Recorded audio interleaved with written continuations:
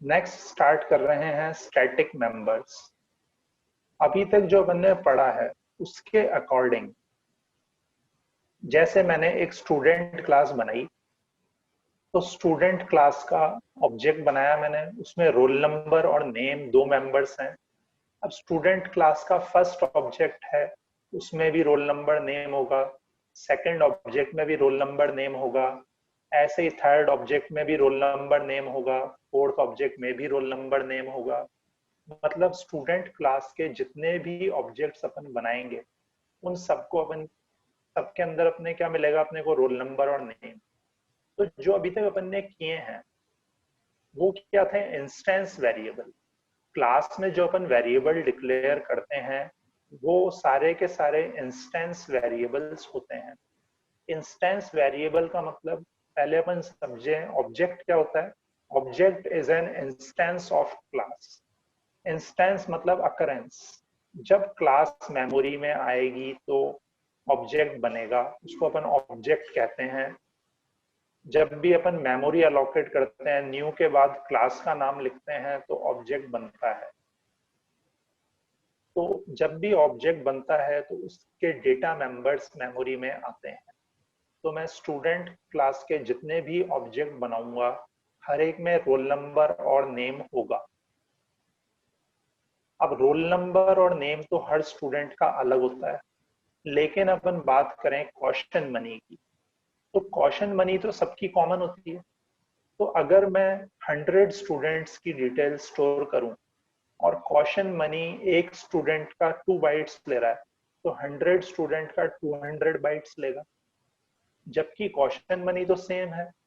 तो अगर इसकी जगह ऐसा हो जाए कि कॉशन मनी एक ही बार मेमोरी में आए, इस तरीके से एक ही बार मेमोरी में आए और उसको स्टूडेंट क्लास के सारे ऑब्जेक्ट्स शेयर करें, तो उसका बेनिफिट क्या रहेगा कि मेमोरी सेव होगी। कॉशन मनी एक ही बार मेमोरी में आएगा तो वो 2 बाइट्स लेगा, हर ऑब्जेक्ट के साथ में कॉशन मनी नहीं होगा। तो ये जो कॉशन मनी है इसको अपन क्या कहेंगे, शेयर्ड मेंबर। शेयर्ड मेंबर का ही दूसरा नाम होता है स्टैटिक मेंबर या क्लास वेरिएबल। जो अभी तक अपन ने किए हैं रोल नंबर और नेम, ये क्या है, नॉन शेयर्ड मेंबर्स। इनको अपन और क्या कहते हैं, इंस्टेंस वेरिएबल्स।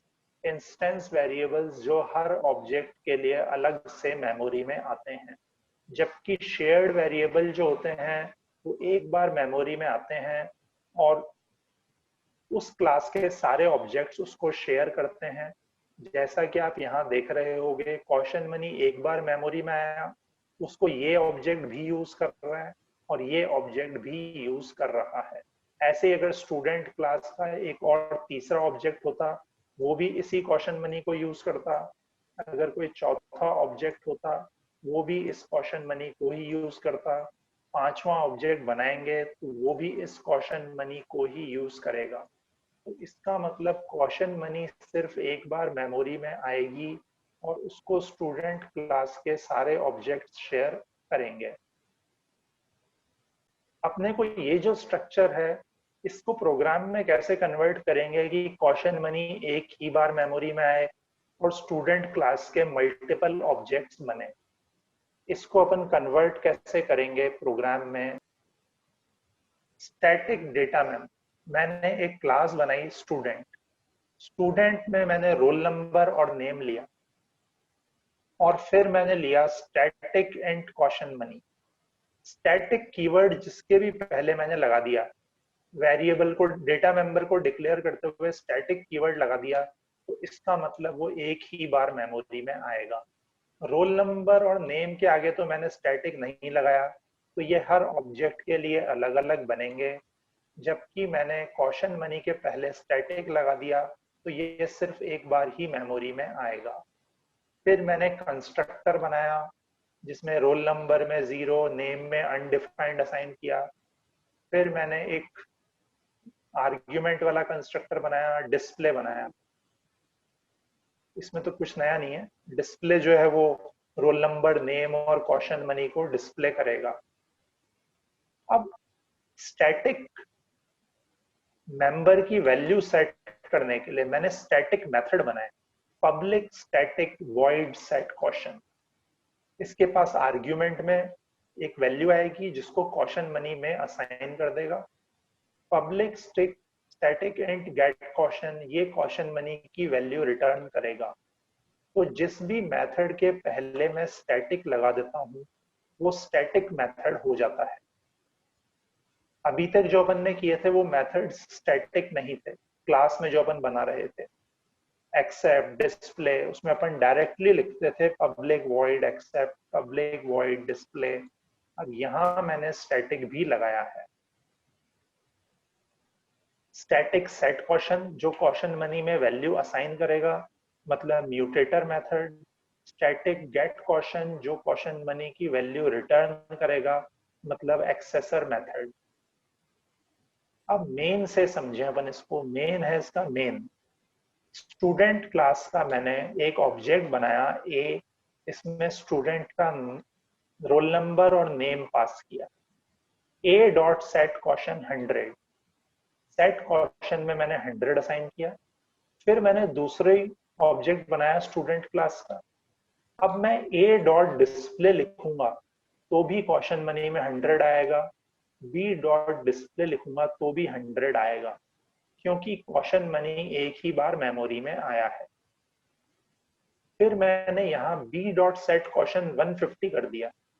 तो बी ऑब्जेक्ट का यूज करके मैंने क्वेश्चन मनी में 150 कर दिया।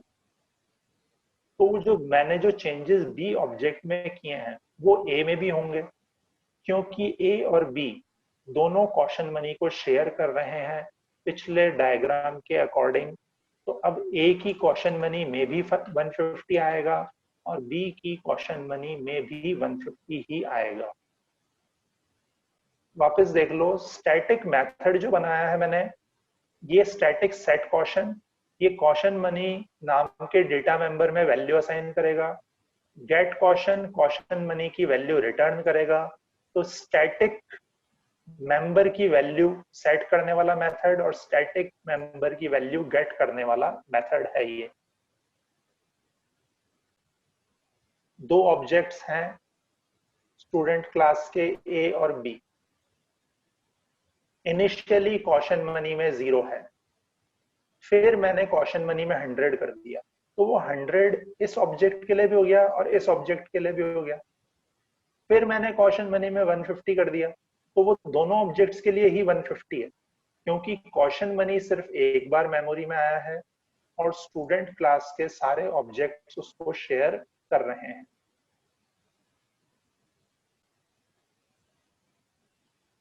अब जो भी स्टैटिक है उसको एक्सेस करने के लिए क्लास का ऑब्जेक्ट बनाने की जरूरत नहीं। स्टूडेंट क्लास पिछले प्रोग्राम वाली है, इसमें दो स्टैटिक मेथड्स हैं, सेट क्वेश्चन और गेट क्वेश्चन। अब जो भी स्टैटिक है उसको मैं डायरेक्टली कॉल कर सकता हूँ। कैसे? क्लास का नाम डॉट मेथड का नाम स्टूडेंट डॉट सेट क्वेश्चन 100, तो स्टूडेंट क्लास का सेट क्वेश्चन कॉल होगा। लेकिन मैं ऐसा नहीं लिख सकता स्टूडेंट डॉट डिस्प्ले, डिस्प्ले तो स्टैटिक नहीं है, तो मैं ऐसा तो नहीं लिख सकता स्टूडेंट डॉट डिस्प्ले। लेकिन सेट क्वेश्चन मेथड जो है वो स्टैटिक है। स्टैटिक मेथड को अपन क्लास का नाम डॉट स्टैटिक मेथड के नेम से कॉल कर सकते हैं, जबकि जो नॉन स्टैटिक मेथड होता है एक्सेप्ट डिस्प्ले, उसको कॉल करने के लिए तो आपको क्लास का ऑब्जेक्ट बनाना ही पड़ता है। तो मैंने स्टूडेंट का सेट क्वेश्चन कॉल किया, 100 स्टोर हो गया। फिर स्टूडेंट डॉट गेट क्वेश्चन भी लिख सकता हूँ मैं, क्योंकि गेट क्वेश्चन भी स्टैटिक मेथड है। तो अब क्वेश्चन मनी आएगी इसकी 100। अब अगर मैं लिखता हूँ student A equal to new student, student class का ऑब्जेक्ट बनाया, अब डिस्प्ले करेंगे तो रोल नंबर और नेम तो जो मैंने दिए हैं वो डिस्प्ले होंगे, जबकि क्वेश्चन मनी में क्या आएगा 100। यहाँ मैंने स्टूडेंट क्लास के सेट क्वेश्चन और गेट क्वेश्चन को बिना किसी ऑब्जेक्ट का यूज करके कॉल किया है, क्योंकि ये दोनों मेथड स्टैटिक मेथड्स हैं। तो स्टैटिक मेथड्स को बिना क्लास का ऑब्जेक्ट बनाए हुए कॉल किया जा सकता है। अभी तो कॉशन मनी प्राइवेट वेरिएबल है, अगर मान लो कॉशन मनी पब्लिक वेरिएबल होता, कॉशन मनी वेरिएबल भी तो स्टैटिक है, कॉशन मनी अगर पब्लिक होता तो मैं ऐसे उसमें वैल्यू असाइन कर सकता था, student dot caution money equal to 200। मैंने अगर कॉशन मनी नाम के वेरिएबल के पहले स्टैटिक लगाया है और मैं यहाँ पब्लिक भी लगा दूं, तो फिर मैं इसमें डायरेक्टली वैल्यू असाइन कर सकता हूँ student dot caution money equal to 200। Static data member जो है वो सिर्फ एक बार ही मेमोरी में आएगा, उसको उस क्लास के सारे ऑब्जेक्ट्स शेयर करेंगे। इसका फायदा क्या है कि मेमोरी सेव होगी, ऐसी इंफॉर्मेशन जो सबके लिए कॉमन है जैसे कि कॉशन मनी, वो बार बार मेमोरी में स्पेस नहीं लेगा। तो अगर मुझे 100 स्टूडेंट्स की डिटेल स्टोर करनी है और उसका टाइप अगर इंटीजर है कॉशन मनी का, तो टोटल 4 बाइट्स लेगा, जबकि स्टैटिक नहीं होता तो 100 इंटू 4 इक्वल टू 400 बाइट्स लेता।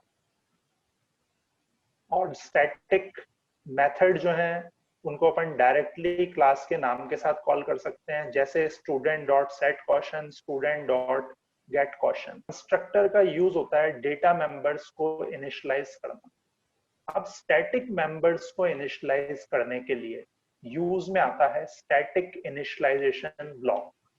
जैसे मैंने यहाँ क्लास बनाई फर्स्ट, इसमें private int X, private static int Y, ये मैंने कंस्ट्रक्टर बनाया, इसमें मैंने x में 10 असाइन किया। तो कंस्ट्रक्टर में तो मैंने x में 10 असाइन किया है, ये है स्टैटिक इनिशियलाइजेशन ब्लॉक। इसमें मैंने y में क्या असाइन किया है, 20। तो स्टैटिक इनिशियलाइजेशन ब्लॉक के अंदर स्टैटिक डेटा मेंबर को इनिशियलाइज किया जा सकता है। ये है स्टैटिक इनिशियलाइजेशन ब्लॉक, जो स्टैटिक से स्टार्ट होता है, उसके बाद कर्ली ब्रैकेट ओपन, और यहाँ कोड आता है स्टैटिक डेटा मेंबर्स को इनिशियलाइज करने के लिए। तो y में 20 हो जाएगा। डिस्प्ले में मैंने दोनों को डिस्प्ले कर दिया, x और y को। अब मैंने यहाँ फर्स्ट क्लास का ऑब्जेक्ट बनाया, first f equal to new first. तो इससे फर्स्ट क्लास का कंस्ट्रक्टर कॉल होगा, उसमें 10 जाएगा x में। अब मैंने यहाँ पे इस स्टैटिक इनिशियलाइजेशन ब्लॉक को कॉल नहीं किया है, ये अपने आप एग्जीक्यूट होता है। तो मैंने लिखा first f equal to new first, तो फर्स्ट क्लास का कंस्ट्रक्टर कॉल होगा, x में 10 जाएगा और y में 20 दिया ही है मैंने। तो जब मैं f डॉट डिस्प्ले लिखूंगा तो 10 और 20 डिस्प्ले होगा। तो स्टैटिक इनिशियलाइजेशन ब्लॉक के अंदर अपन स्टैटिक मेंबर्स को इनिशियलाइज कर सकते हैं।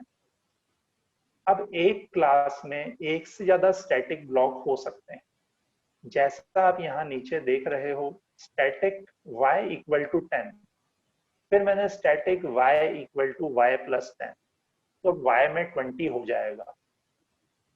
तो मल्टीपल स्टैटिक इनिशियलाइजेशन ब्लॉक्स का यूज क्या है, जैसे मान लो मेरी क्लास में बहुत सारे स्टैटिक वेरिएबल्स, मान लो कुछ स्टैटिक वेरिएबल तो काम में आ रहे हैं एनिमेशन को रन करने के लिए, कुछ काम में आ रहे हैं डेटा को डाउनलोड करने के लिए। तो मैं अपने प्रोग्राम की रीडेबिलिटी के लिए जो एनिमेशन में काम में आ रहे हैं उनको एक स्टैटिक ब्लॉक में इनिशियलाइज कर दूंगा, और जो डेटा डाउनलोड में काम में आ रहे हैं उनको दूसरे स्टैटिक ब्लॉक में इनिशियलाइज कर दूंगा।